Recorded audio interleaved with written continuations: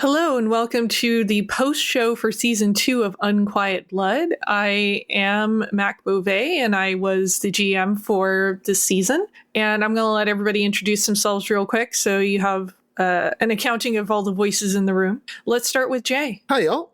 Jay Holtham here. I played Luke in this season of Unquiet Blood. Hello, Saint here, and I played Dia this season. I am Pooja, and I played Isha. I'm Michelle Otis, and I played Maria. And Wes. Hi, I'm Wes, and I played John.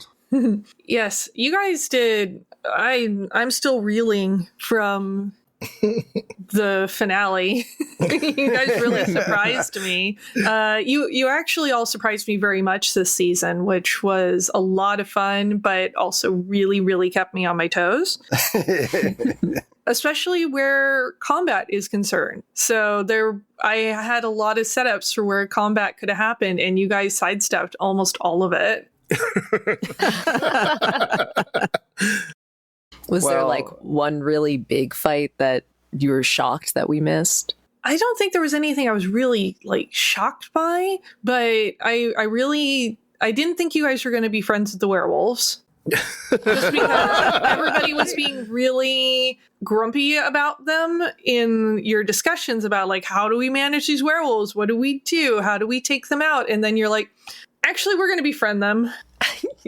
Well, we saw we were outnumbered and outgunned, and we were like, fighting them, not such a good idea. And also, I wanted you guys to be able to use them, but I also wanted it to be if you wanted to fight them, you could also do that, and I guess the biggest thing for me was that once you got the information from Mr. Store on on what he wanted you to do, it kind of set up all right, are you guys going to go against the Camarilla? Are you going to go against the werewolves? Where are you going to go with this? And I really wasn't sure which direction y'all would pick. Yeah, I mean, my inclination is always go against the bosses and, unite the downtrodden and the working classes together to rise up and seize the means of production. So that's I'm generally going to push for that.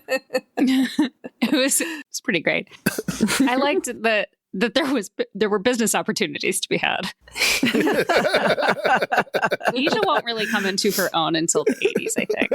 She's just waiting for corporate culture to catch up with her. Yeah. So how was it for all of you playing with, we had a mix of new cast members and a mix of first season cast members. So that was an interesting blend, but it feels like that it all worked together very well. I think it did. Yeah. I mean, from my perspective, I love playing this character.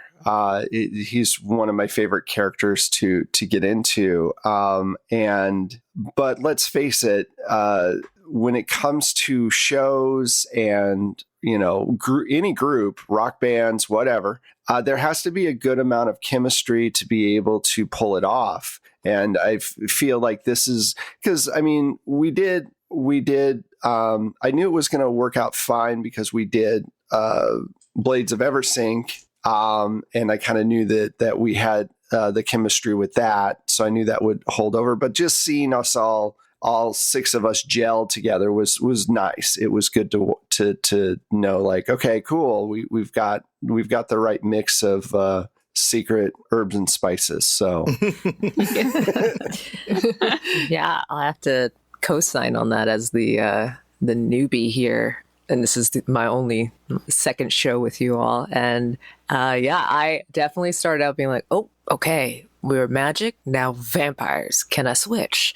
Yes. It's is there more skill here? Is there more, juice here? And I think just with this group, you allowed me to bloom more as a player, and I felt like I was able to push kind of some of the bounds of my creativity in ways that I haven't been able to do before, even with previous games. So thank you for taking me on, and I had a great time.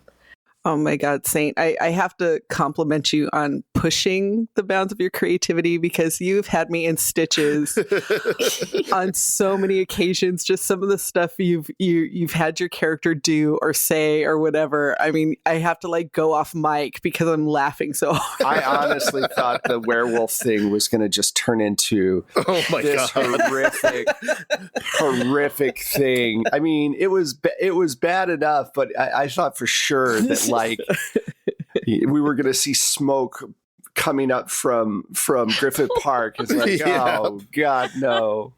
Save that. Save it. It was so good. I love the choices that you were making. Like throughout the whole campaign was just every time like it was something outside the box, like really new and super fun to listen to.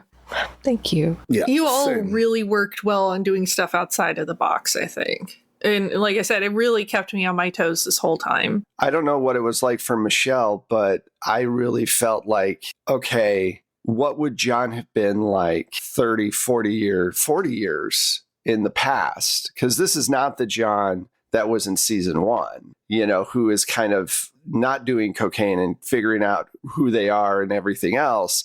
This was a completely different person. And so I tried very hard to make John the same, but different enough that you could see where growth had happened between the 70s and 2018 or whenever we recorded the first season. Yeah, I think that same thing for Maria. It's she's in the 21st century. She's a little more evolved, especially when it comes to being a consensualist. And in the 70s, it was kind of like, well, and consent was implied,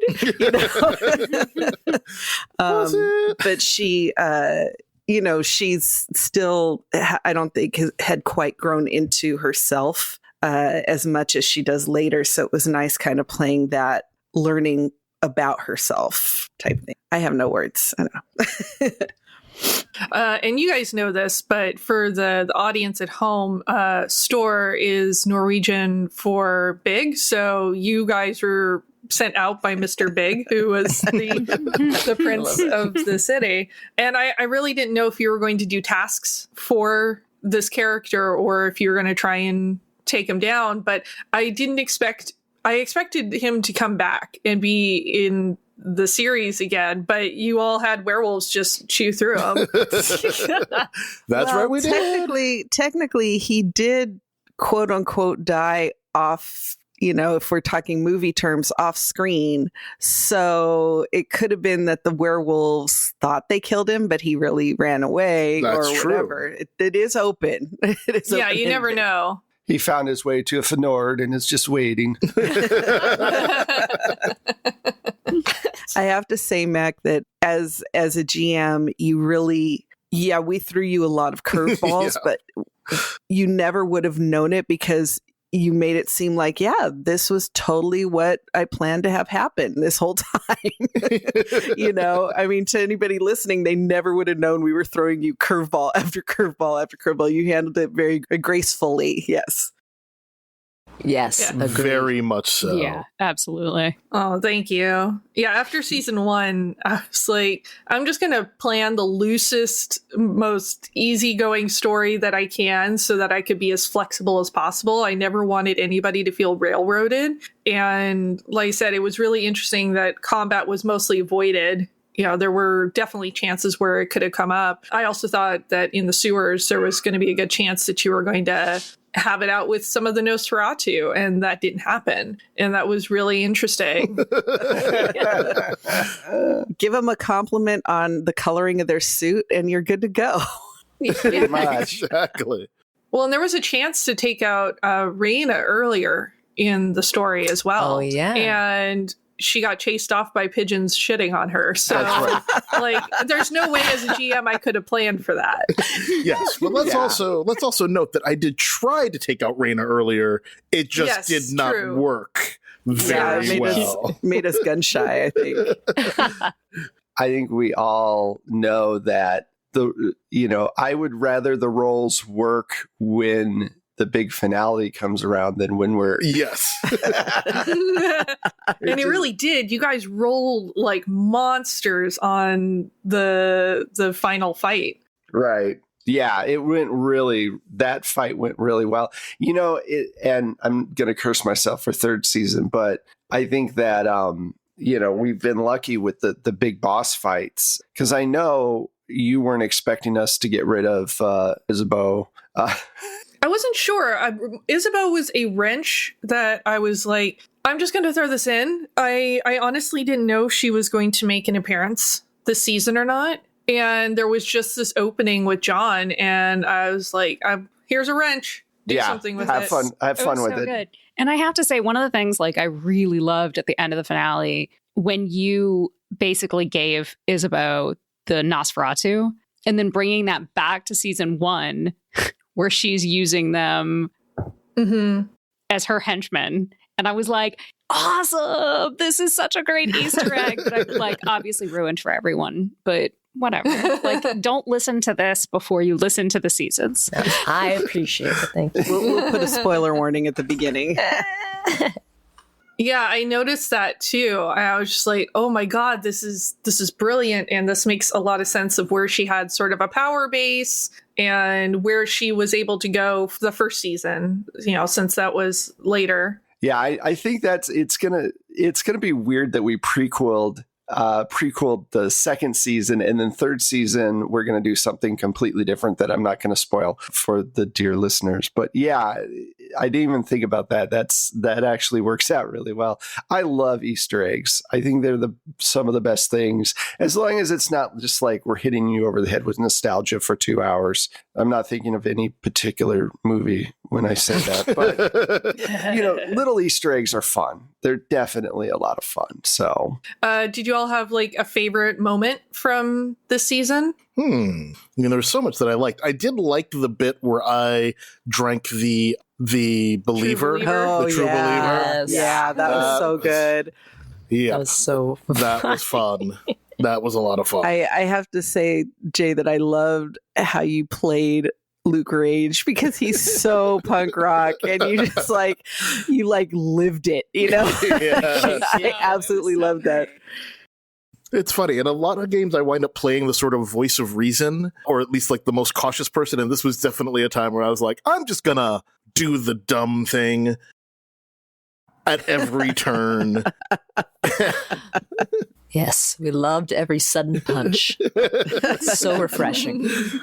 I think my favorite thing was probably Dia and Tyler the Werewolf. Oh yeah. Oh, that was great. I think like my headcanon is definitely that like you now have a himbo boyfriend. Yes, can we bring him back? He lets you cut out pieces of his organs to see how fast they regenerate. Oh, it works so perfect. That's such a high to give her. That's like, because could you imagine how, cocaine is one thing, but werewolf organs, we'd have to peel her off the ceiling. Man, I started on the hard stuff, John. It wasn't that even was my fault. favorite part, is getting you as high as possible in that first episode. That was a lot of fun. I was so... Watching you do as much cocaine as possible. So... I have to say, like, it was a little intimidating. Like, when it first happened, I was like, oh, I'm already playing. Like, I don't even know what my baseline is for the character. And then, oh my gosh, I'm altered already. But that just gave me, I think, a jump start into like, oh yeah, let's figure out who she is. So I liked that challenge, and thank you for presenting it. And I did some research into reading research into the effects for next time. Not promise. Whatever. Yeah, research. Yeah. I was going to say one of my favorite things is that John gives zero fucks about who he insults and pisses off, as long as he gets his way. He's like, yeah. Yep. The Renfield. So yeah, good. it's funny. It's like the Renfield. Whatever, Renfield. But I don't know why. When I get into the character, I just have a lot of fun with being able to say things that none of us would ever say right in front of someone, because John's old. He's 1056. He's an old vampire. And old people don't give a fuck. They really don't. When you talk to no filter grandpa. Yeah, when you get to 80 or 90 years old, you're not going to sit there and try to be diplomatic about things. You guys gave me so many gifts this season, though. Although I have to thank Pooja for giving me one of the biggest gifts, which was Coyote. Oh, yeah. Yeah, because I'm like, oh, you're going to give me this NPC who's wonderful, and now I'm going to just run with it. And that character was a lot of fun. And I think actually my favorite part of this season relates to that, and it was the I'll play you for it challenge that Isha is playing pool against Coyote for information. Yeah, I love the interactions between Isha and Coyote. I think that, they're just like fraught with that little bit of tension, and it's just enough, and you still want to know what's going to happen next. It's just fun. Yeah, the way it played out just felt cinematic, like naturally. And with that pool sequence, I thought that was really masterfully done, Mac. That was great. Thank you. Yeah. No, it's really fun because I play with the rules very loose, as anybody who's played Vampire will know from listening to this. It's really nice the way that you it's like, okay, well, roll when it's important, and we're going to gloss over some of this other stuff, because Vampire can get a little bogged down in the minutia of that. So it was nice to be able to keep the story going. I think overall that the season went really well. And I'm actually, at the end of each season of anything that we do, I always think like, wow, I can't wait to get back to these characters. And that is very true with Unquiet Blood. So, I'm excited for it. Obviously it's going to be a little while before we record it, but it's going to be interesting to talk about what the next season's going to be like, and how these characters are going to evolve. I want to see what Luke Rage, how he's different in 40 years. Oh yeah, you and me both. Oh, this will be a mess. I just want to shout out one thing before I guess we wrap it up. That Michelle, when you went in to talk to Raina at the bar, Saint was mentioning how the pool game felt cinematic, and that also to me felt so cinematic. You came in and your poise and your bluster, and how you were able to manipulate both her and Gladys, and it was so cool to watch you do your Maria thing, just wrap people right around your little finger, and I loved it so much. That was actually, I think, my biggest challenge for GMing this season was the conversation that Maria has with Raina, because you were doing so well and rolling so well that it was making it very hard for me to not just give away a end game kind of thing. Mm-hmm. Right. That was a very nearly game-breaking conversation, which is impressive, because I was scrambling in my head to be like, okay, I have to give her information, but I don't want to ruin the rest of the game by being like, here's everything. You were amazing, so here you go. You're the GM now. Because it was really impressive. Oh, thanks, guys. It was fun. I love Maria as a character. She's super fun to play. She's so severe and yet not severe at the same time, So, so I enjoy playing her. And Pooja, I have to say, I love how creatively you would use the animals. Yes. Because it wasn't in ways you ever expected, You'd expect, use them in a swarm of some sort, or, no. Bird poop. Bird poop. Chew through the wires, It was actually, the book gave me the idea, because one of the things it says about calling animals is that it's more difficult, and a lot of times if you try to get them to go against their nature, they won't do stuff. Yeah. So I was like, oh, let me play off this idea and like, what is the nature of each of these animals? Super That smart. works so Super well. smart. Pigeons poop. That's what they do. That is their nature. So before we go, is there any wishes for the next season of Unquiet Blood? Something that you guys would really love to see or do as your characters? Well, I'll take inspiration from what Pooja said. I definitely want to integrate more with my werewolf bow. However, yeah, and I'm curious to like, okay, so I mean, I've seen Underworld, the third one, and they have a hybrid werewolf vampire creature. It looks so cool. I know it's really stupid that I brought up that as my example, but I I'm don't see why inspired. that would be. That's not Not at all. It was a terrible film. It was terrible. Hey, it was terrible in a great way. It was terribly fun. True. Terribly fun indeed, except for that one horribly long sex scene. I don't know if you guys remember that. Traumatic for me. Anyway. I want to see. You have to give that scene props for showing him taking off all those layers of leather that she had on. That's true. I think I would have appreciated more if I hadn't been seeing the movie with my dad. Oh, That's the one. My dad was my 4 rooms with my grandfather.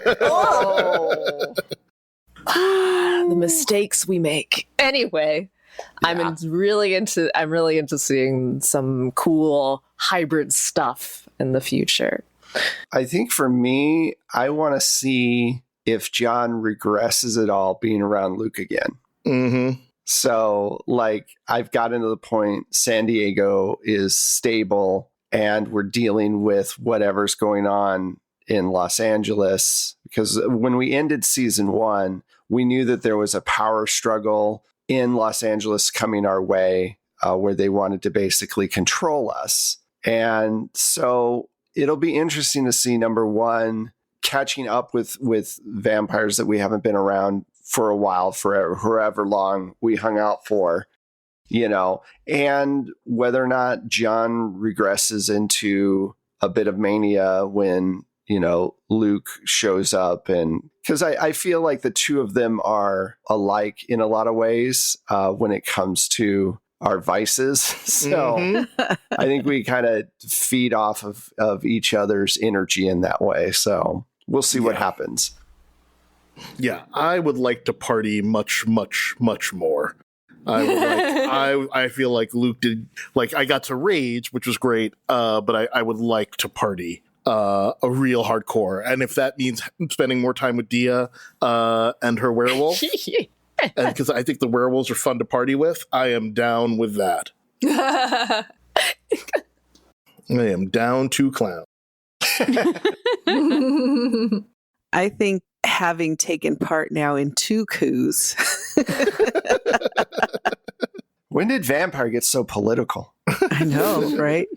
I think that whatever city it takes place in, just our reputation preceding us and having to deal with that because other kindred may not be appreciative of the fact that We keep fucking shit up. we keep fucking shit up. So yeah, I'm looking forward to that sort of intrigue. Very cool. I've got 2 more criminal contacts. That's all I'm gonna say. Yeah, what is your porn empire like 40 years later? That's what I want to know. I mean, the collapse of porn is the collapse of porn. Like, you can't retcon something that big out of history, I feel like. No. But I think I would like to see, like, I'm interested to think about and like look into how Isha branched out and how her predatory nature like comes, like she grows more into that. Because one of the fun things for me in this season was that she's a predator and she wants to be a badass, but she was made like 8 years ago. Yeah. And so there were all these times when it was like, cool, put up the good front and then get undercut, which I loved. But once she has some time to grow into her skin, I want to see like where that takes her. Awesome. Cool. Well, unless there's anything else, I think that we had a pretty successful season 2, and I'm looking forward to season 3. Absolutely. Yeah, absolutely. Yes, definitely. Me too. Thank you so much. Thank you so much. Yeah. Thank you, Maggie. Oh, what a great thank job. you. if people want to hear more about these characters or the world that we're playing in, and like get some insights into what Mac was thinking and how she did world building, or what, say song playlist Luke Rage listens to, that there's a lot of additional content for patrons. So check out the 12-sided Patreon, and you can get information and some cool extras, not only for Unquiet Blood, but also for our other campaigns. You are very right, and I appreciate you bringing that up. We definitely have a ton of stuff. Like, I'm recording John's been around for a long time, and so I thought it'd be fun to record little 10-minute snippets of him talking about historical moments that he was a part of, or just, his past, because that's a lot of great things to kind of fill in. And I've already done the first one. And I'd also kind of like to see what Echo's playlist would be of, like, nanobot electronica, which I'm sure would be really interesting. So yeah, definitely check out all of that stuff. And again, Mac, you did great. We really appreciate it. And we're excited. And everyone who listened, thank you so much for listening. We do this because we have fun and we want to entertain people. So yeah, so we'll catch y'all on our next campaign. Yep. Bye. Bye. Bye. Bye.